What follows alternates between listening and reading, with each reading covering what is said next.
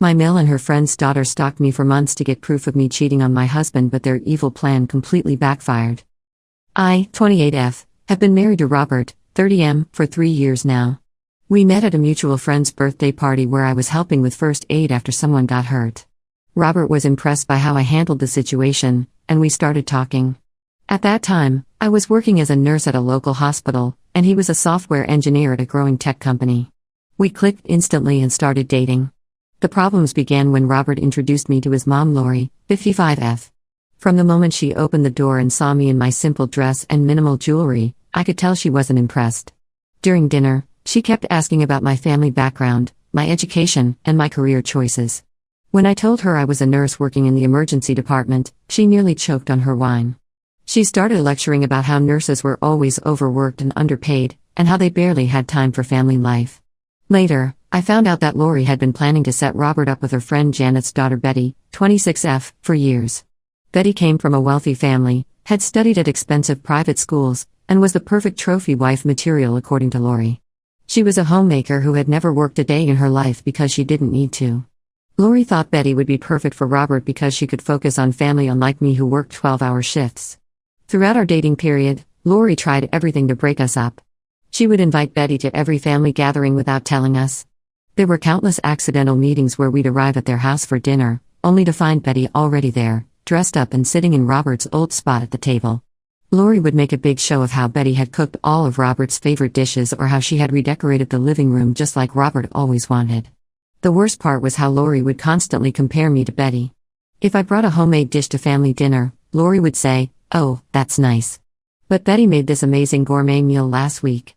If I mentioned being tired after a long shift at the hospital, she'd say, "See, this is why Betty would be better. She'd be home taking care of you, Robert." It was endless. Robert always stood up for me though. He would shut down his mom's comments, and sometimes we'd leave family dinners early when Lori got too offensive. He made it clear to everyone that he loved me and wanted to be with me, not Betty. This only made Lori try harder to break us up. When we got engaged, Lori threw the biggest tantrum I'd ever seen from a grown woman. She cried, screamed, and even threatened to disown Robert. She called me a gold digger, ironic, given that I had my own career, and said I was trapping her son. Robert's dad Mark tried to calm her down, but she was hysterical. She even called my workplace trying to dig up dirt on me, but my co-workers only had good things to say. We got married anyway, in a beautiful ceremony that Lori spent sulking through. She wore black like she was at a funeral and kept making comments about how this wasn't the wedding she had imagined for her son. Robert's dad Mark apologized for her behavior, but you could tell he was used to just letting her have her way to keep the peace. After marriage, Lori's behavior got worse. She would show up at our house unannounced, always when she knew Robert would be at work. She'd inspect everything, running her finger along surfaces checking for dust, opening our fridge and cupboards to criticize how I kept house. She'd rearrange our furniture while telling me how Betty would have decorated better. She even brought Betty with her a few times, showing her around our house like she was the real owner. Lori also started a campaign of subtle sabotage. She would tell Robert that she'd invited us for dinner but conveniently forget to tell me, making me look bad when we didn't show up. She'd buy me clothes in sizes too small and act surprised when they didn't fit, making comments about my weight. She told all her friends that I was mistreating her, turning them against me before I even met them. Last month, everything came to a head. Lori showed up at our house one evening when Robert was working late. She had this triumphant look on her face that made my stomach turn. Without saying hello, she pulled out her phone and showed me some pictures. They showed me hugging a man in the hospital parking lot, my face buried in his chest. The pictures were taken from a distance but clear enough to see it was me. Lori started gloating about how she finally had proof that I was cheating on Robert. She threatened to show him the pictures unless I left him. She had it all planned out. I would confess to cheating, move out, and Betty would be there to comfort Robert through his heartbreak. Lori even had divorce papers ready, which she pulled out of her designer handbag. What Lori didn't expect was for me to start laughing. The man in the pictures was my brother Mike, who had just had his final checkup after beating stage 3 cancer. The hug she caught on camera was me celebrating with him after getting the all-clear. Robert knew all about this. He had visited Mike in the hospital multiple times during his treatment and had been supporting both of us through the whole ordeal. I called Robert right there and put him on speaker. I told him his mom was trying to blackmail me with pictures of me hugging Mike. Robert was instantly furious. He left work immediately and came home. When he saw the pictures and the divorce papers, he completely lost it. He asked his mom how she could use my brother's cancer recovery as a weapon against me. Lori tried to backtrack, claiming she didn't know it was my brother, but that was an obvious lie. She had met Mike several times and even sent him a get well card during his treatment. Robert told her to leave our house and not come back until she could treat me with respect. He was shaking with anger as he said this. I had never seen him so angry before. Lori left in tears, but she wasn't done yet. She started calling all our relatives, telling them I had somehow manipulated Robert into turning against his own mother. She painted herself as the victim, crying about how she was just trying to protect her son from a cheating wife. Robert's dad, Mark, who had always tried to stay neutral in our conflicts, finally stepped in. He told Lori she had gone too far this time. He was tired of making excuses for her behavior. That was 3 weeks ago, and we haven't heard directly from Lori since, though we keep hearing about the rumors she's spreading about us. Robert is hurt but remains firm that his mom needs to seriously apologize and change her behavior if she wants to be part of our lives again. Update 1: The situation has gotten much worse since my last post. Lori has been working overtime to destroy my reputation in their social circle. She's been calling every family member, family friend, and acquaintance, telling them that I'm some sort of manipulative witch who's keeping her son away from his loving family. According to her version of events, I forced Robert to cut contact with her because I'm trying to isolate him from everyone who truly cares about him. Her smear campaign has been surprisingly effective with some people. Several of Robert's aunts and uncles have been calling him nonstop, telling him he's making a huge mistake. They keep saying things like your mother just wants what's best for you and you'll regret pushing your family away for a woman. Some have even suggested that Robert should give Betty a chance, since she's still single and apparently still interested in him.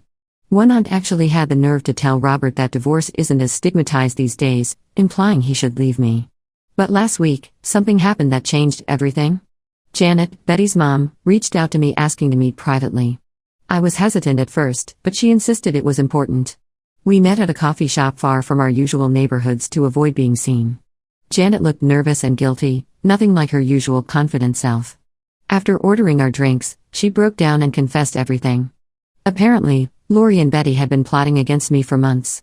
They had created a detailed plan to break up my marriage, complete with a shared Google document where they tracked my movements and brainstormed ways to create problems between Robert and me. Janet showed me their group chat messages on her phone. I felt sick reading through them. They had been following me around for months, taking pictures of every interaction I had with male colleagues and patients at the hospital. They documented when I went to lunch with my male co-workers, always in groups, always work-related, when I helped elderly male patients to their cars, even when I talked to the male barista at my regular coffee shop. They were desperate to find something, anything they could twist into evidence of infidelity. Betty had even applied for a job at Robert's company, hoping to run into him at work and create some office romance drama. She had planned to deliberately seek him out for help with projects, invite him to team lunches, and try to rekindle their non-existent past connection. Thankfully, she didn't get the job. Her technical skills weren't up to par according to the hiring manager. When their other plans failed, they decided to use the pictures of me hugging my brother as their trump card. The chat messages showed they knew exactly who Mike was. They had even discussed waiting outside the hospital on his appointment day because they knew I would be there. Lori had written, "Finally got the pictures we need. Even if it's just her brother, we can use this. Robert will have to at least doubt her when he sees them." Janet said she felt guilty about her part in all this. She admitted she had initially encouraged Betty's interest in Robert because of the business connections it would create between their families, but she never thought it would go this far. She showed me more messages where Lori and Betty discussed their plans for after I was out of the picture, how Betty would swoop in to comfort Robert, how they would start dating, how perfect their life would be. When I showed all this to Robert, he was devastated. He had known his mother didn't like me, but seeing the calculated malice in those messages broke something in him. He couldn't believe his mother would go to such lengths to destroy his marriage. The fact that they had been stalking me for months, trying to catch me doing something wrong, made him furious. 2 days later, at a family gathering we had to attend for his cousin's birthday, Robert confronted Betty in front of everyone. He wasn't yelling or causing a scene, but his voice was cold and firm as he asked her to explain the messages. Betty, caught off guard and with no way to deny it, broke down crying. She admitted everything, how she had always had feelings for Robert, how Lori had convinced her they were meant to be together, how they had planned to break up my marriage. Lori tried to defend their actions, saying they did it because they cared about Robert's happiness. She truly believed that Betty would make a better wife than me. But Robert wasn't having any of it. He told Betty he would never be interested in someone who would try to destroy another person's marriage, and that even if I wasn't in the picture, he would never date someone who could be so cruel and calculating. The next day, Lori showed up at our house again. Instead of apologizing, she doubled down. She said she was just looking out for her son's future and that Betty would make a better wife and mother than me. She went on about how Betty came from a good family, had proper values, and would be home to take care of Robert instead of working long hours at a hospital. That was the last straw for Robert. He lost his temper for the first time I've ever seen and told his mother to leave. He said he couldn't believe his own mother would stoop so low as to stalk and harass his wife, try to blackmail her, and then defend those actions as love. He told her not to contact either of us again until she was ready to sincerely apologize and accept our marriage. Lori left in tears again, but this time it was different. This time, she had no more cards to play, no more schemes to fall back on. Her plan had completely backfired, not only failing to break up our marriage but also damaging her relationship with her son, possibly beyond repair. Robert is still processing everything, but he says he feels like he's seeing his mother's true colors for the first time, and he doesn't like what he sees. We're taking things day by day now, trying to focus on our marriage and each other rather than the drama. But I have a feeling this isn't over yet. Lori isn't the type to admit defeat easily, and I'm worried about what she might try next. Update 2: The situation with Lori has gotten completely out of hand. She's turned into someone I barely recognize anymore, and her behavior has become increasingly erratic. Last week, she started showing up at my workplace unannounced. She would wait in the hospital lobby, cornering my colleagues when they came in for their shifts. She told them wild stories about how I manipulated her son and stole him from his true love, Betty. At first, my colleagues just ignored her, but then she started getting aggressive. She would try to follow them into staff-only areas, demanding they listen to her side of the story. The final straw was when she cornered one of our new nurses in the parking lot and reduced her to tears with accusations about helping me hide my affairs. My supervisor had to get involved and officially ban her from hospital premises. Security now has her picture, and they've been instructed to call the police if she shows up again. But the real bombshell dropped last Friday. We finally discovered why Lori was so obsessed with getting Robert to marry Betty. It turns out this wasn't just about her preference for Betty or her dislike of me, there was a business deal involved the whole time. Janet's husband David owns TechPro, one of the biggest tech companies in our state. They've been expanding rapidly and are known for paying extremely well. Apparently, years ago, when Robert was still in college, Lori and Janet made an agreement. If Robert married Betty, he would get a high-level position at TechPro, complete with stock options and a seat on their board of directors. Lori had already promised Janet that Robert would join their company after marriage, all without Robert's knowledge or consent. This all came to light when David contacted Robert directly. He sent an email with an impressive job offer, casually mentioning the arrangement between their families and how he was still willing to honor it despite the recent unpleasantness. Robert was completely blindsided. He had no idea his mother had been using his marriage as a bargaining chip for his career. When Robert showed me the email, everything started making sense. This explained why Lori was so invested in getting Robert and Betty together, why she hated me so much, and why she became increasingly desperate as time went on. She wasn't just losing her dream of Betty as a daughter-in-law, she was losing a major business opportunity she had been banking on for years. Robert was furious. He had always wondered why his mother was so fixated on Betty, but he never imagined it was because she had literally tried to sell his future to advance her own social standing. He immediately drafted a firm but professional reply to David, declining the offer and making it clear that he had never been aware of or agreed to any arrangement regarding his marriage and career. When we confronted Lori about this, her reaction was shocking. Instead of being embarrassed or apologetic, she defended herself completely. She said she was trying to secure Robert's future and that the connection with TechPro would have been invaluable for his career. She actually seemed proud of herself for arranging such a perfect future for her son. Lori went on a long rant about how I had ruined everything with my selfish decision to keep working as a nurse. She said Betty's family connections would have helped Robert's career more than a nurse wife ever could. She talked about all the society events and networking opportunities Robert was missing out on because I was too busy working shifts at the hospital instead of attending charity galas with Betty. Robert finally snapped. He told her he was perfectly happy with his current job and his wife, and that he didn't need her to plan his life. He said he'd rather work his way up on his own merit than use marriage as a career move. He also pointed out that my salary as a nurse helped us buy our house, something Lori had conveniently forgotten when criticizing my career. The confrontation ended with Lori storming out, but not before she dropped another bombshell. She revealed that she had already spent money renovating a house for Robert and Betty, convinced that her plan would work. She had been so sure that once the pictures of me cheating came out, Robert would leave me and run straight to Betty. Now she was stuck with a renovated house and a ruined plan. This whole revelation has left us reeling. Robert is dealing with the fact that his mother basically tried to sell him into a marriage for business connections. I'm trying to process that all of Lori's attacks on my career weren't just snobbery, she was actively trying to clear the way for her business deal. It's like finding out the past several years of our lives have been part of someone else's chess game. Update 3. It's been 3 months since everything blew up, and our lives have changed dramatically.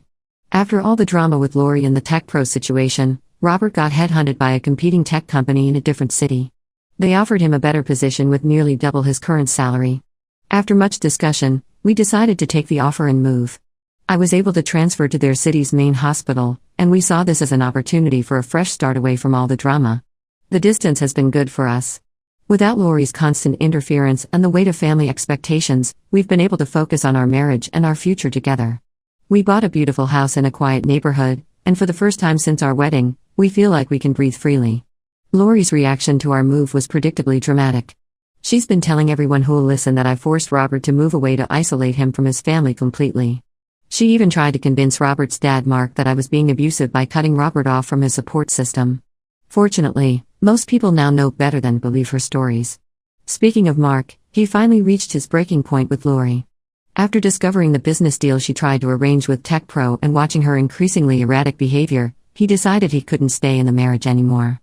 He moved out last month and is filing for divorce. He told Robert that watching Lori try to destroy our marriage made him realize how toxic she had become, and he couldn't keep enabling her behavior. Betty, surprisingly, has moved on. She got engaged to a junior partner at her father's law firm. Janet reached out to us again to apologize, this time with Betty. They both acknowledged how wrong they had been to participate in Lori's schemes. Betty admitted that she had gotten caught up in Lori's manipulation and her own teenage crush on Robert, but seeing how happy we are together made her realize she had been chasing a fantasy. Lori, however, still hasn't shown any remorse. Instead of apologizing, she tried to turn Robert's extended family against us by playing the victim. She told them we were cruel to move away when she was going through a divorce.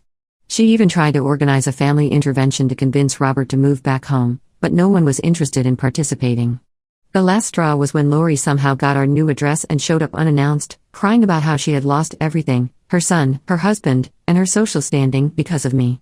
Robert calmly told her that she had lost everything because of her own actions, not because of me.